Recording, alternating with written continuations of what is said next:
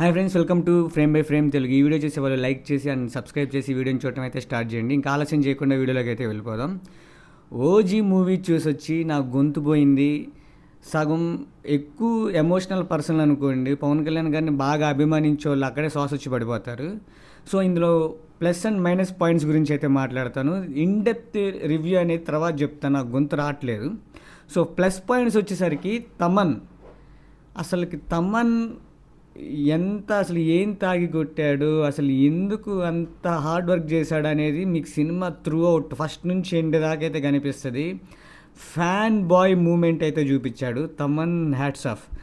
నీ పగ నాకు తెలిసి అనిరుద్ధ్ మీద అనుకుంటా, అనిరుద్ధ్ని బీట్ చేయాలనుకుంటున్నావు. అది గ్యారంటీ ఈ సినిమాతో నువ్వు ప్రూవ్ చేసావు.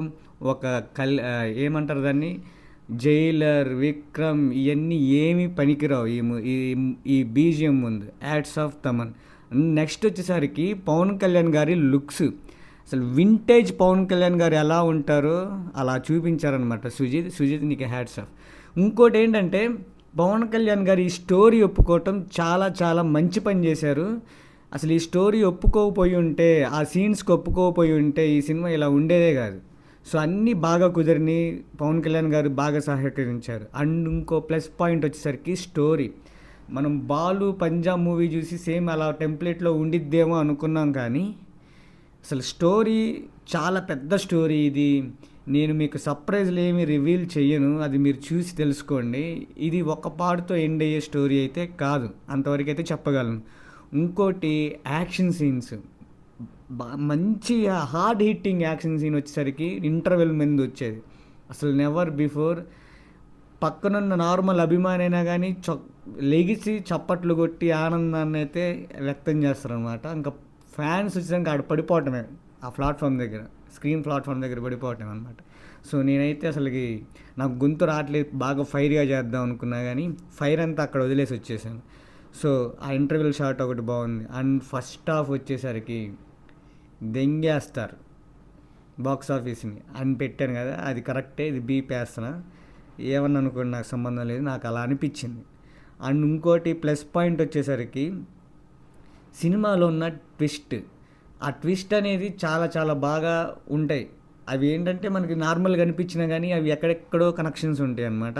సో ఆ ట్విస్ట్లు అయితే ఎక్సలెంట్. ఇంకో మేజర్ ప్లస్ పాయింట్ వచ్చేసరికి ఈ సినిమాకి సుజిత్. పవన్ కళ్యాణ్ గారిని, రాజమౌళి గారు కదా, ఏ డైరెక్టర్ చూపించలేరు, అంతకు మించి చూపించలేరు. సో నాకు తెలిసి సుజితే మళ్ళీ చూపించగలడేమో. అలా అతని మేకింగ్ కానివ్వండి, అతని డీటెయిలింగ్ కానివ్వండి, మనం ట్రైలర్లో చూసిన జస్ట్ ఆఫ్టర్ ఆల్ ఆ సినిమా ఫోటోగ్రఫీ కానివ్వండి, ఆ విజువల్ ఎఫెక్ట్స్ కానివ్వండి, గ్రాఫిక్స్ కానివ్వండి, చాలా చాలా బాగా కుదిరినాయి, చాలా ఫ్రెష్గా అనిపించాయి.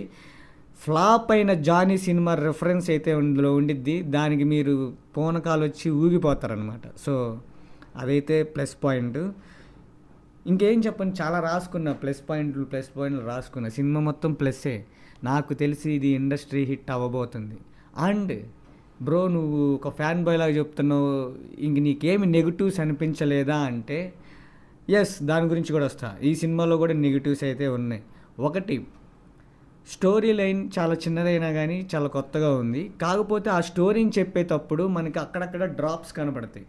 ఆ డ్రాప్స్ ఏంటంటే స్టోరీని ఎక్స్ప్లెయిన్ చేయడానికి వాళ్ళు ఆ హైప్ని తగ్గించారనమాట. ఈ సినిమా మేజర్గా ఎత్తుకోవడమే పీక్స్లో ఎత్తుకుండిద్ది. అండ్ స్టోరీ జరిగిన తర్వాత పవన్ కళ్యాణ్ గారి ఎంట్రీ ఉండిద్ది కాబట్టి అక్కడ నుంచి జెట్ స్పీడ్లో సినిమా రన్ అయ్యిద్ది.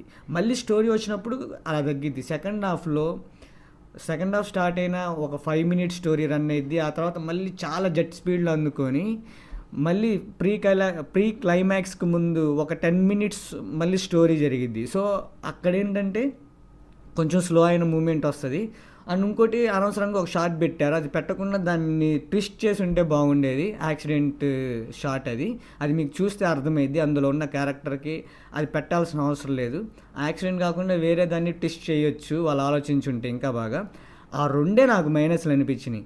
అక్కడక్కడ త్రివిక్రమ్ గారి రిఫరెన్స్ కూడా కనపడింది స్టోరీ లైన్లో, ట్విస్టుల్లో.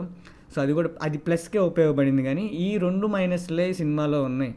సెకండ్ హాఫ్లో ఒక 10 minutes, సెకండ్ హాఫ్ స్టార్టింగ్లో ఒక 5 minutes, before climax 10 minutes, starting 5 minutes. Total 15 minutes ఇందులో బోర్ సీన్స్.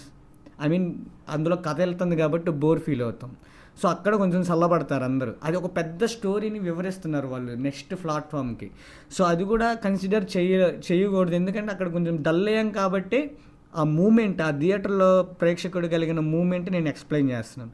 సో ఆ ఒక్కటే, ఆ రెండే minus points. Rest of the cinema అసలుకి నెక్స్ట్ లెవెల్. పవన్ కళ్యాణ్ గారి ఫ్యాన్స్ అయితే ఇంకొక 10 సంవత్సరాలు ఈ సినిమాతో బతికేయచ్చు, ఎన్ని ఫ్లాప్లు వచ్చినా కానీ.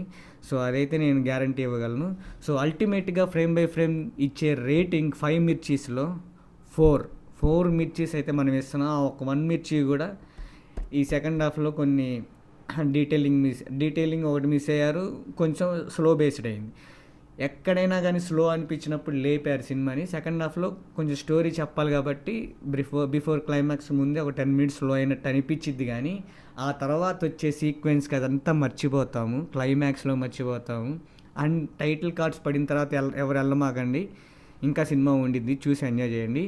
సో అది గైస్ నా ఇన్ఫర్మేషన్ కనుక నచ్చితే లైక్ చేయండి, షేర్ చేయండి, సబ్స్క్రైబ్ చేసుకోండి. మళ్ళీ నెక్స్ట్ వీడియోలో కలుద్దాం. బాయ్.